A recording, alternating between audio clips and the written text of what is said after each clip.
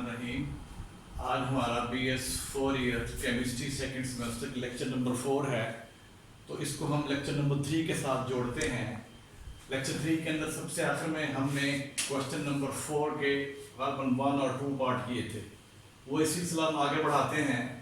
अब हम question number 4 उसका पार्ट नंबर 4 ये डिस्कस करेंगे। फर्स्ट ऑफ ऑल तो इसमें हमें फंक्शन गिवन है g of x is equal to x minus 3 mod. ये एब्सोलूट वैल्यू एब्सोलूट फंक्शन है, x में 3 का यूं भी कह सकते हैं इसको, ठीक है।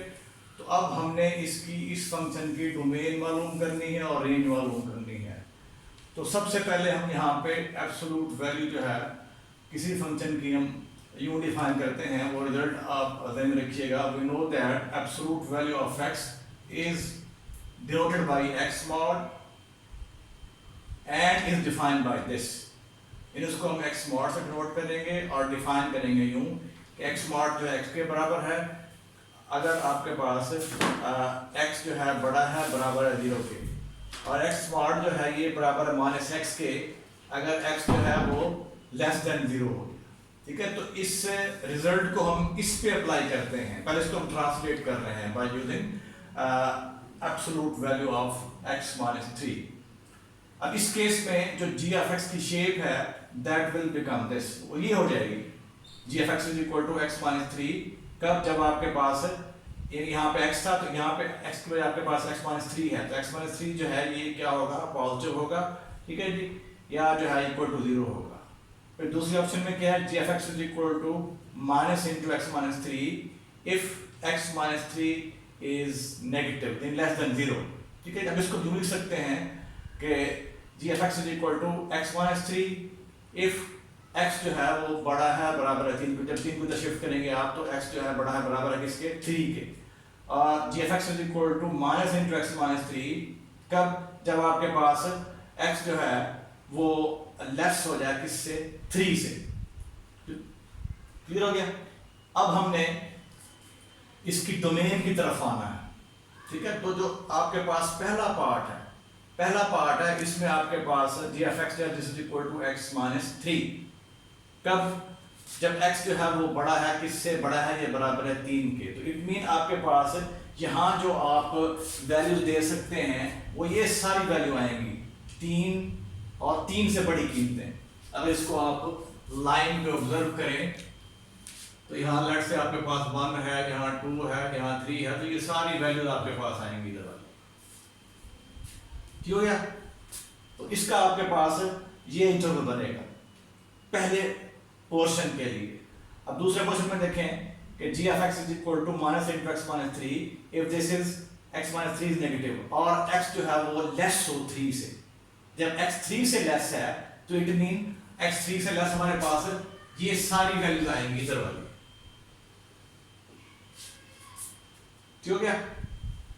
x जो है वो क्या है? 3 से लेस है और इधर जा रहा है टुवर्ड नेगेटिव इन्फिनिटी, इधर आपका हो गया पॉजिटिव इन्फिनिटी, ठीक है। तो इस केस में आपके पास जो इसकी इस हिस्से की जो डोमेन बनेगी वो ये आ जाएगी नफे इन्फिनिटी से 3, ठीक है जी। अब 3 जो है हम 3 को रखा है ओपन क्योंकि यहाँ इसमें 3 शामिल नहीं है। इसके अंदर देखें x लेस देन 3, तो ये सारी कीमतें 3 से छोटी 2 है, 1 है, यहाँ माइनस 1 आएगा, माइनस 2 वगैरह वगैरह सारे इसमें शामिल होंगे, ठीक है। तो आपके पास जो डोमेन ऑफ g है ये हो जाएगा ओपन इंटरवल नफी इन्फिनिटी से 3, यहाँ पे ये भी ओपन है, ये साइड भी ओपन है। फिर यूनियन लेना आपने किसके साथ? इस हिस्से के लिए, इस हिस्से के लिए। यहाँ पे क्या आपके पास ये 3 जो है वो इसमें शामिल है, x बड़ा है बराबर है 3 के, तो बड़ी इस वजह से हमने 3 को जो है वो क्लोज रखा हुआ है, 3 क्लोज रखा है इधर से, ये पॉजिटिव इन्फिनिटी इसको हमने ओपन रखा होगा, ठीक है। तो अब इन दोनों इंटरवल को, ये ओपन इंटरवल है, ये आपका हाफ ओपन, हाफ जो है क्लोज है, हाफ ओपन है। जब इनका हम यूनियन लेंगे तो हमारे पास डोमेन ऑफ g जो है that will become minus infinity से इन्फिनिटी, और इसे कह सकते हैं ये सेट ऑफ रियल नंबर है। क्लियर हो गया? अब नेक्स्ट इसकी रेंज देखते हैं, ठीक है जी। अब रेंज इसकी जो है वो 0 से लेकर पॉजिटिव इन्फिनिटी तक होगी, ठीक है। इससे पहले अगर आपको याद हो तो मैंने बताया था कि अगर आपके पास किसी फंक्शन के अंदर जो है वो स्क्वायर रूट इन्वॉल्व हो जाएगा, एब्सोल्यूट वैल्यू आ जाएगी और स्केल आ जाएगा, ठीक है जी। तो इन तीनों फंक्शन के लिए आपके पास जो रेंज है वो हमेशा ये होगी, set of all non negative real numbers. अब इसको लिख सकते हैं in the form of interval, इन्हें जीरो इसमें शामिल होगा, जीरो क्लोज है, ठीक है जी, और इधर से इन्फिनिटी जो है आपका क्या है ओपन है, यानी इसकी रेंज होगी वो ये होगी set of all positive set of all non negative real numbers. इसको लिख सकते हैं इंटरवल की फॉर्म में। तो ये हमारे पास जो है क्वेश्चन 4 का पार्ट नंबर जो है वो 4 था। फिर देखें नेक्स्ट चलते हैं हम, नेक्स्ट हमारे पास जो है पार्ट नंबर 6 है, g of x is equal to x minus 1 if x is less than 3 and g of x is equal to x plus 1 if x is greater than or equal to 3। ठीक है, तो ये function given है, तो अगर ये देखें तो ये आपका पीस वाइज फंक्शन है। जहां पे जब इसको हमने ट्रांसलेट किया था पिछले पार्ट के, तो ये आपका पीस वाइज बन गया था। अब ये फंक्शन भी हमारा पीस वाइज फंक्शन है, ये दो रूल से डिफाइन है। पहला रूल क्या है कि g of x is equal to x minus 1 कब, जब आपका x जो है लेस है 3 से। दूसरा रूल क्या है कि g of x is equal to x plus 1 कब, जब आपका x जो है बड़ा है बराबर है किसके 3 के। तो ये हमारा जो पार्ट नंबर 6 है इसे कहेंगे ये हमारा पीस वाइज फंक्शन है। ये हो गया। अब हमने इसकी डोमेन डिस्कस करनी है।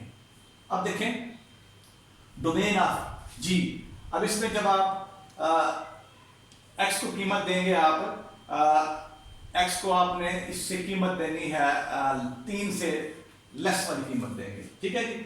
तो यहाँ पे हमारे पास इसकी जो डोमेन है वो ये आ जाएगी हमारे पास, ठीक है जी। फिर जो दूसरा पार्ट है यहाँ पे आप इसको कीमत इसमें देखें 2x plus 3 है और x जो है वो क्या है, x जो है बड़ा है बराबर है 3 के। तो इसके लिए आपके पास जो डोमेन है वो ये वाला इंटरवल हो जाएगा। इसमें देखिए 3 जो क्लोज है, ठीक है, 3 क्लोज दे रहे हैं क्योंकि x is greater than equal to 3। तो ये सारी कीमतें इसके लिए है, ये इंटरवल 3 से इधर क्लोज होगा, इधर से ओपन होगा, और ये जो है इसके लिए ये x की तमाम कीमतें जो 3 से छोटी होंगी, ठीक है, तो इसमें नेगेटिव वैल्यू भी आएंगी पॉजिटिव भी आएंगी, नहीं उसमें ये ओपन इंटरवल बनेगा, ठीक है। तो लिहाजा इसकी जो अल्टीमेट जो डोमेन आएगी डोमेन ऑफ g वो सेट ऑफ रियल नंबर, ठीक है। अब हम चलते हैं इसकी रेंज की तरफ। अब रेंज में देखें कि अगर आप इस रेंज की तरफ आते हैं तो अगर आप इस पोर्शन को रिकॉल करें तो इसमें देखें अगर आप x को 3 दे रहे हैं, x को 3 दिया आपने, तो आपका यहाँ पे क्या आ जाएगा 2 into 3 6 हो गया प्लस 1 तो 7। तो यहाँ पे देखें 7 आ रहा आपके पास, ठीक है। अब और कोई बड़ी कीमत दें आप, x 3 से बड़ी कीमत दें, x फ्लैट से 4 दे रहे हैं आप, तो 4 जब देंगे तो ये हो जाएगा 9, तो वो भी यहाँ शामिल हो जाएगा इस इंटरवल के अंदर, एंड सो ऑन। तो इसकी जो आपके पास रेंज होगी इस हिस्से के लिए वो ये आ जाएगी, ठीक है। अब इस हिस्से पे आ जाए, अगर आप फर्ज कीजिए x को कीमत दे रहे हैं 3, तो यहाँ जब आपने 3 पुट किया तो आपके पास जो है ये अल्टीमेट वैल्यू जो है वो क्या आ जाएगी 2। क्लियर हो गया। अब 2 को मैं यहाँ पे ओपन इस वजह से ले रहा हूँ क्योंकि हमारा x जो है यहाँ x की जो कीमतें हैं वो 3 से छोटी हैं, ठीक है। तो इस हिस्से के लिए जो आपके पास इस हिस्से के लिए जो इसकी रेंज बनेगी वो आ जाएगी नेगेटिव इन्फिनिटी से 2, ओपन इंटरवल। 2 को शामिल नहीं करना क्योंकि यहाँ पे 3 शामिल नहीं है, और याद रहेगी, ठीक है जी। यहाँ पे हम इसको शामिल कर रहे हैं, यहाँ पे इसको शामिल कर रहे हैं 7 को, यहाँ पे आपने 2 को शामिल नहीं करना। क्यों? क्योंकि हम यहाँ पे हमें गिवन है कि x जो है अगर f आपका 3 से छोटा है, ठीक है, तो इसकी जो रेंज होगी, इसकी रेंज है नफी इन्फिनिटी से 2, ओपन इंटरवल है, union close interval 7 to infinity. तो ये हमारे पास ये जो छठा पार्ट था जो कि पीस वाइज फंक्शन था, इसकी डोमेन जो है set of all real number, और रेंज जो है ये ओपन इंटरवल नफी इन्फिनिटी से 2 यूनियन इंटरवल, ये क्लोज इसकी लेफ्ट साइड क्लोज है और राइट साइड जो इसकी ओपन है 7 टू इन्फिनिटी। क्लियर हो गया ये। अब हम चलते हैं नेक्स्ट, आपके पास क्वेश्चन नंबर 5 है। क्वेश्चन 5 के अंदर देखें हमें ये फंक्शन गिवन है f(x = x³ - ax² + bx + 1। तो इसमें क्या है कि अगर f(2) जो है -3 है और f(-1) जो है 0 है, then we have to find a and b। ये हमारे क्वेश्चन 5 की स्टेटमेंट है। ये चीज ये भी गिवन है हमें, ये भी गिवन है, ये भी गिवन है, तो we have to find the value of a and b। तो फॉर दिस f(x = ये हमें गिवन, ये हमने यहाँ पे लिख लिया, ठीक हो गया। अब इसके लिए फिर हमें चाहिए f(2), तो इसमें जहाँ पे x आ रहा है वहाँ हम 2 पुट कर देंगे। हमने 2 पुट कर दिया यहाँ, जहाँ पे x है इसको 2 से रिप्लेस किया है, और जब इसको सिंप्लीफाई किया तो हमारे पास आ जाएगा 8 - 4 ठीक है जी, a प्लस 2b प्लस 1। अब हमें गिवन है कि f ऑफ 2 जो है -3 के बराबर है, तो यहाँ पे हमने इसको f ऑफ 2 -3, यहाँ पे इसको हमने इससे रिप्लेस कर देना है। यहाँ पे नफी 3 लिख देना है हमने, तो ये -3 के बराबर है, गिवन है हमें। This is equal to -4a plus 2b plus 9। और जब इसको फिर सिंप्लीफाई करेंगे तो आप यहाँ पहुंच जाएंगे इसी क्वेश्चन पे, 2a - b is equal to 6। Clear हो गया? फिर देखें next we have to find f of -1। तो इसके लिए फिर आप यहाँ पे आ जाएं। अब f ऑफ -1 इसके अंदर आपने जहाँ पे x है नफी 1 पुट कर देना। तो हमने इसके अंदर पुट किया गिवन फंक्शन के अंदर, जहाँ पे x है -1 पुट किया है। ठीक है जी, तो हम जब x को नफी 1 पुट करेंगे हम यहाँ पहुंच जाएंगे। फिर आपने हमें गिवन है कि f of -1 is equal to 0, वो पुट कर देना है 0। जब यहाँ 0 पुट करेंगे तो ये आपके पास इक्वेशन आ जाएगी 0 is equal to -a - b। ठीक है जी, तो और इसको मिल सकते हैं a plus b is equal to 0। तो ये आपकी क्वेश्चन नंबर 2 हो गया। ये क्वेश्चन नंबर 1 है। अब आपने क्या करना है, आपने a और b फाइंड आउट करना है। तो इसके लिए आप ऐड कर दें 1 और 2 को, 1 और 2 को ऐड करें। तो 1 और 2 को हमने यहाँ पे ऐड किया है, तो आपके पास यहाँ से आ जाएगा 3a इज इक्वल टू 6 और यहाँ से a इज इक्वल टू कितना आ जाएगा 2। अब ये कीमत a इज इक्वल टू 2 जो है वो आप पुट कर देंगे सेकंड के अंदर, तो हमारे पास b इज इक्वल टू -2 आ जाएगा। अब हम चलते हैं नेक्स्ट, हमारे पास जो है टाइप्स ऑफ फंक्शन। अब टाइप्स ऑफ फंक्शन में अब आपके पास जो हमारे पास जो फर्स्ट टाइप है फंक्शन की वो कहलाती है अलजेब्रिक फंक्शंस। ठीक है जी, अलजेब्रिक फंक्शन। अब अलजेब्रिक फंक्शन की फिर मजीद क्लासिफिकेशन है हमारे पास। अलजेब्रिक फंक्शन की हमारे पास मजीद जो है क्लासिफिकेशन है, जिनमें इसकी जो फर्स्ट क्लास है वो पॉलिनोमियल फंक्शन कहलाएगा। ठीक है जी, और फिर इसकी जो सेकंड क्लास है ये कहलाएगा हमारा लीनियर फंक्शन, और थर्ड कहलाएगा इसका आइडेंटिटी फंक्शन, और फोर्थ कहलाएगा कांस्टेंट फंक्शन, और फिफ्थ को कहेंगे ये रैशनल फंक्शन। यानी यूँ कह लेंगे कि हमारे पास इस अलजेब्रिक फंक्शन की मजीद सब जो है ना ये टाइप्स का है। ठीक है, अलजेब्रिक फंक्शन जो है ये फर्स्ट टाइप है। इसकी जो टाइप्स ऑफ फंक्शन पढ़ रहा है, यानी फर्स्ट कैटेगरी है, फर्स्ट टाइप है। अब मजीद इस अलजेब्रिक फंक्शन की क्या लेंगे, मजीद जो है ये 5 कैटेगरीज हैं। तो level function, linear function, identity function, constant function and rational function. ठीक है, तो सबसे पहले हम अलजेब्रिक फंक्शन की तरफ चलते हैं। Algebraic function are those function which are defined by the algebraic expression, यानी जिसमें algebraic expression आ जाएगा तो उसे हम कहेंगे वो हमारा algebraic function। क्लियर हो गया? अब हम चलते हैं इसकी फर्स्ट कैटेगरी पे algebraic function की, वो हमारा polynomial function है। A function of the form, इसको pfx से नोट करेंगे, pfx is equal to an x की पावर n, an नफी 1 x की power n Nafi 1 plus an नफी 2 x की power n Nafi 2 plus so on plus a1 x plus a0। यानी इस शेप के अंदर जो आपके पास फंक्शन होगा उसे हम कहेंगे वो polynomial function in x of degree n है। अब n पे आपके पास ये पॉजिटिव इंटीजर है, n-1 n, ये सारे जितने भी एक्सपोनेंट्स हैं ये पॉजिटिव इंटीजर है, जबकि ये जो an है, an नफी 1 है, an नफी 2 है, a1 है और a0 है, ये कोफिशिएंट है। इनका ताल्लुक सेट ऑफ रियल नंबर से है, यानी an नफी 1, an नफी 2 so on, a1 by a0 that belong to set of real number. ठीक है, तो इसे हम कहेंगे ये हमारे पास polynomial function in x of degree n। अब an को कहते हैं हम, अगर an जो है वो नॉन जीरो हो, ठीक है जी, अगर an नॉन जीरो हो तो फिर ये कहलाएगा polynomial function in x of degree n। Clear हो गया? और इसे कहते हैं an को, ये लीडिंग कोफिशिएंट है, लीडिंग कोफिशिएंट है इस पॉलिनोमियल फंक्शन का, लीडिंग कोफिशिएंट हो गया। ठीक है, अब फिर सुन लें कि an नफी 1, an नफी 2 सो ऑन, a1 और a0 they are coefficient, they belong to set of real number. जबकि जो एक्सपोनेंट है n इसकी, n नफी 1, n नफी 2, ये पॉजिटिव इंटीजर्स होंगे हमारे पास। अगर आपके पास ये an नॉन जीरो होगा तो फिर से हम कहेंगे ये लीडिंग कोफिशिएंट है, और कहेंगे इसकी डिग्री हमारे पास है, इस पॉलिनोमियल फंक्शन की डिग्री जो है वो n। क्लियर हो गया? अब मिसाल के तौर पे हम इसका इसी एग्जांपल लेते हैं। फॉर एग्जांपल ये हमारे पास p of x is equal to x4 minus x3 plus x2 plus x minus 2 है। तो इसे हम कहेंगे ये हमारे पास polynomial function in x of degree 4 है। ये इसकी एग्जांपल हो गई हमारे पास, ठीक है। Polynomial function in x of degree 4 हो गया, ठीक है। अब इसके अंदर जो लीडिंग कोएफिशिएंट है वो हमारे पास 1 है या -1 है, यहाँ कोएफिशिएंट जो है 1 हो गया या 1 हो गया -3 ये जो है आप कैलकुलेट -2। और एक और एग्जांपल लेते हैं, p of x equal to just आपके पास ax square plus bx plus c, ठीक है। ये दूसरी एग्जांपल है p of x equal to ax square plus bx plus c।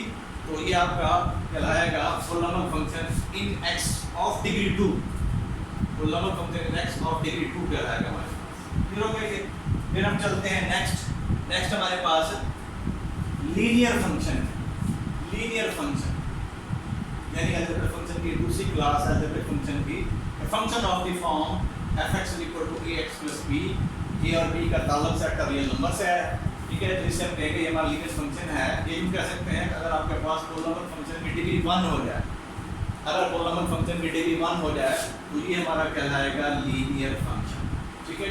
अब इस एग्जांपल अगर आप देखें तो जस्ट हमारे पास ये f(x) = ये आ जाएगा x + 1, ये भी इससे एग्जांपल हो सकती है, ठीक है जी। फिर f(x) = ये हो सकता है 2x - 1, ये भी इससे एग्जांपल हो सकती है, ठीक है।